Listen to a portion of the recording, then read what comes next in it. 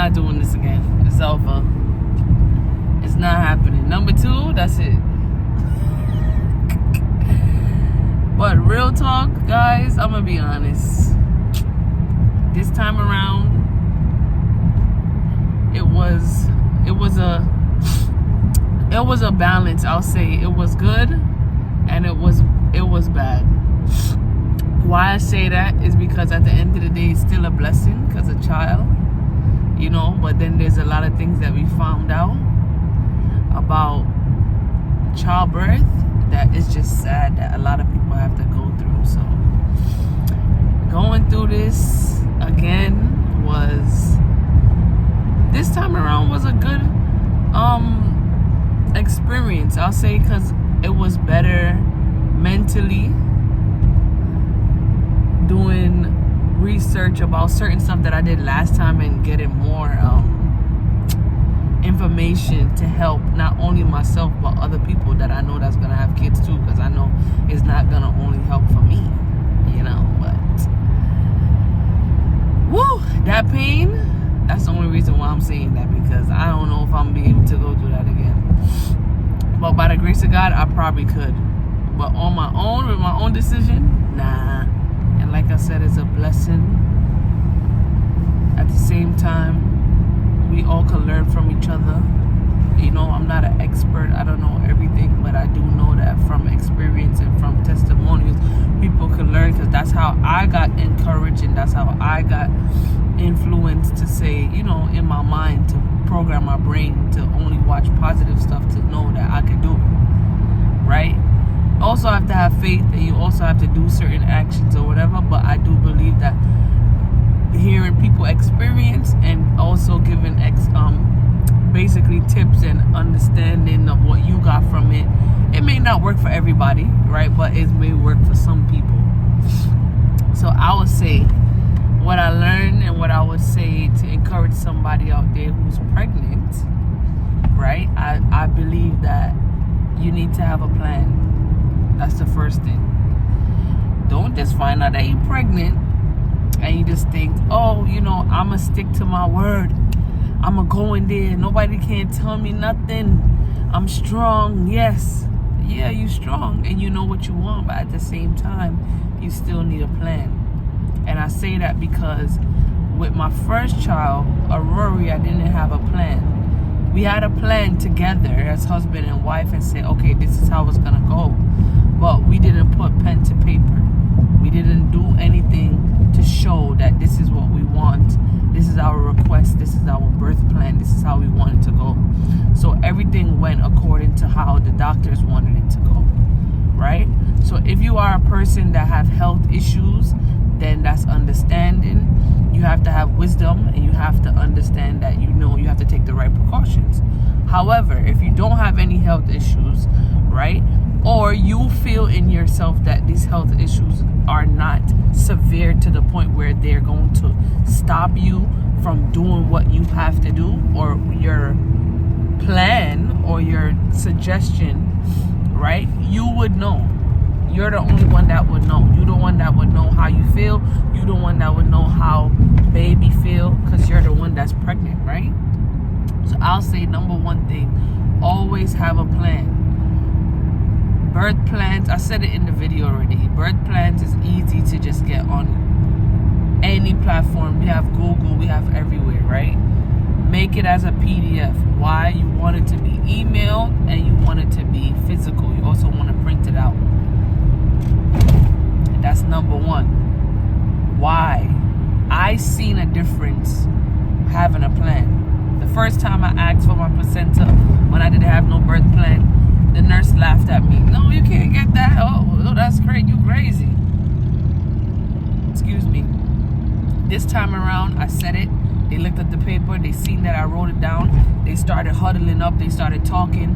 And they got to business. They made sure they called the people that needed to be called. They made sure that they sorted it out. They granted the requests of the mother and the father. Why? Because it is in paper.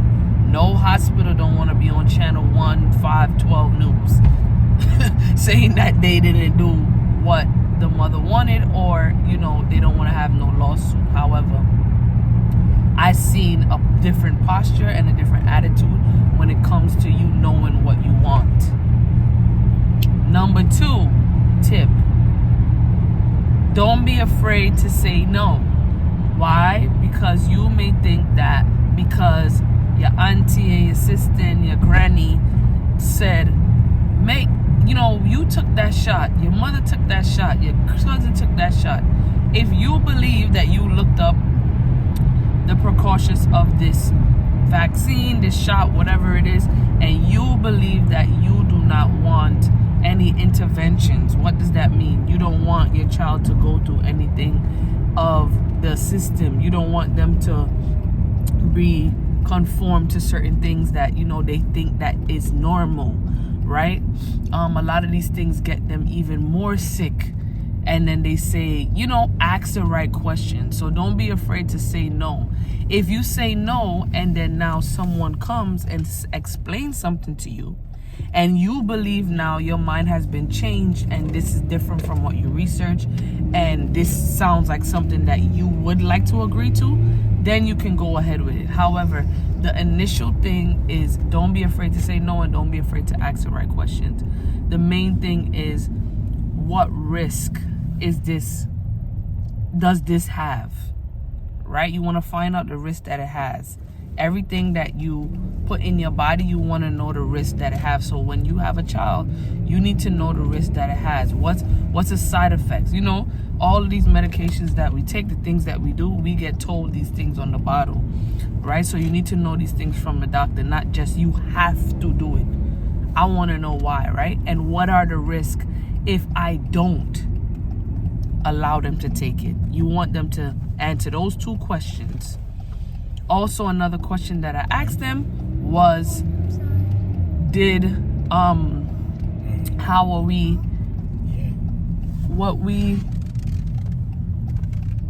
what I asked was, I forgot what I was, okay, yes. One thing I remember what I asked them was, what is the percentage of those, because they tell you the risk, right? And then you ask them, what are the percentage of those people who are affected by it, right? So you want to know 1 in 5, 20%, 10%, how much percent, you know what I mean? You need to know that. And you see that if it's a risk.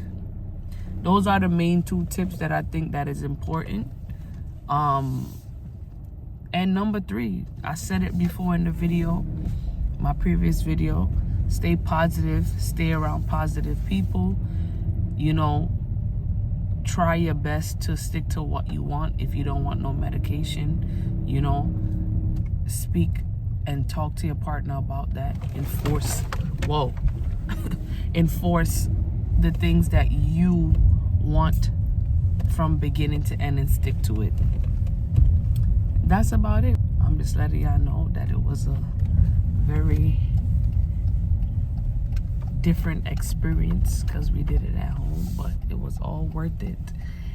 And as soon as that baby came out, all of that pain went away. So all glory and all praise to the Most High. Another thing that happened that was like so amazing to me, I was like laughing at the end of it with my husband, because I was like, wow, this is crazy. They tell you one thing, right? And they want you to conform to that. They want you to and it just is just an example, because I know I told you guys to stick to what you want, and this is the reason why. The same day I was scheduled to have an induction, but yet still 4 hours before that I gave birth. However, when I went to the hospital, remember, I already had baby. And literally, I lied to you not, like 50 doctors came in the emergency room and was so shocked at the fact that I had a VBAC at home, no medicine, no assistance, no doctors, no nothing, just me and my husband. And we pushed through and we did it. They were so shocked. They asked so much questions. They wanted to know how I did it. They were so amazed, and they honored it because they believe that studies show this, and whatever the case may be, however they want to go about it, right? Their faith is in man, and their faith is in medical information. However, I know where my help come from, and I know that it come from the Most High. And I just was so happy to know that, you know, I was honored in that moment to know that my strength is not going unnoticed, and all glory goes back to him, because if it wasn't for him, like I said, I would have never been able to do it. And I'm just like, you know, laughing at the situation, because they were so like, every single doctor that came in, every shift, it was like, you had this baby at home after you had a C-section with the first one, and you didn't have no help, and you didn't have no medicine. Like, you know, it felt so good to feel empowered and to feel like, you know, wow, these people are medical professionals, right? And they thought that I was supposed to depend on them. But guess what? I never depend on no man. I depend on the Most High. Yeah. So they was shocked. I was shocked too, but guess what? They was more shocked. I came out the ER, guess what they was doing? They was clapping like it was like standing ovation. Thanks for watching. We out.